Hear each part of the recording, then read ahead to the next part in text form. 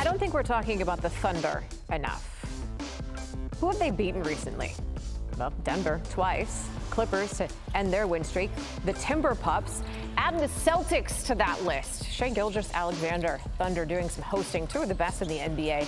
In the third, SGA was like, excuse me, coming through, this is my game. I am completely taking over. That step back three, that extends it to 10, the lead for the Thunder.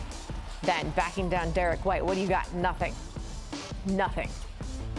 Because that's a turnaround jumper there. 13 is the lead. He had 16 points in the third. He had 33 points through those first three. So it's his 23rd 30-point game of the season. That ties with Luka for the most in the NBA. He finished with 36. The Thunder were up 12 after three. Then the fourth quarter starts, and we're just going to go ahead and set the tone with this. Thunder up 16. Jalen Williams, where's the defense? There it is. Then set the tone.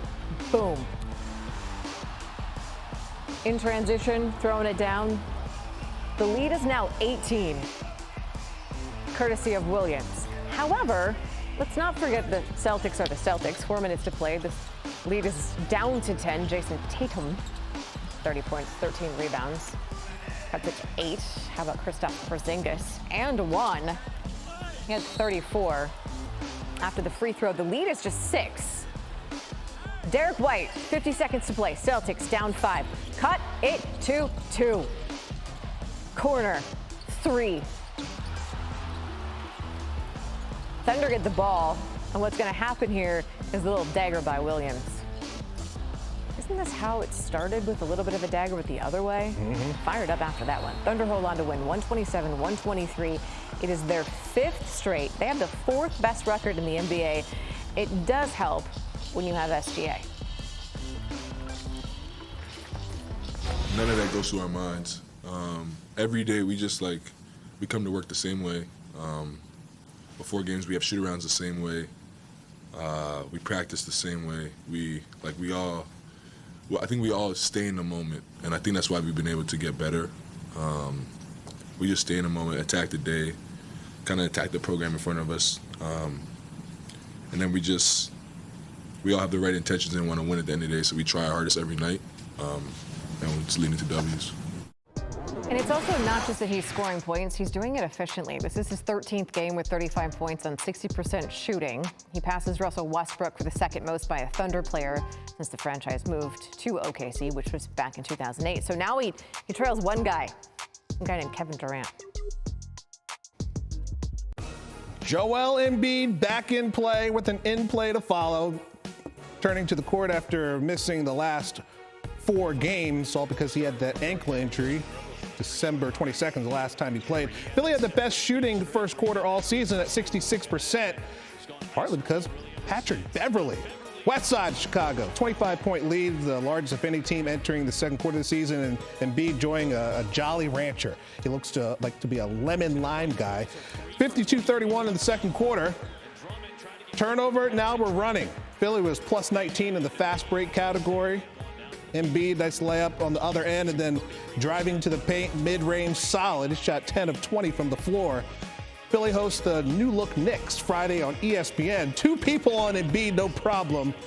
In rhythm. A few possessions later, with the dribbling, the footwork, the jumper.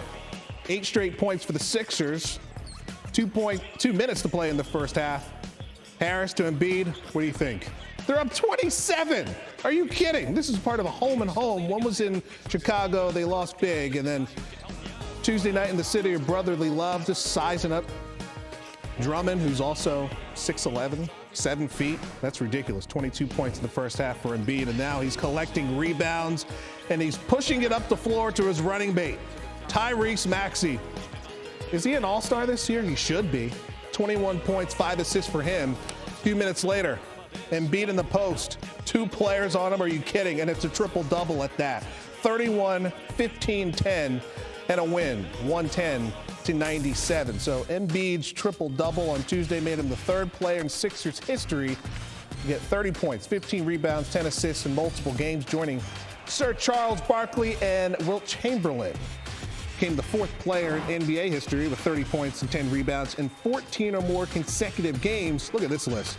Wilt, Baylor, and most recently Kareem Abdul-Jabbar, who had 16 straight in 1972. Embiid also has 15 straight 30-point games overall, the longest streak by any player since James Harden had 32 in a row during the 18-19 season. Over the last half century, only Embiid, Harden, and Kobe Bryant in 2003 have scored 30 in 15 straight games. You've never been more excited to see teams with 15 combined wins play in January. It's Wemby versus Ja Spurs Grizzlies.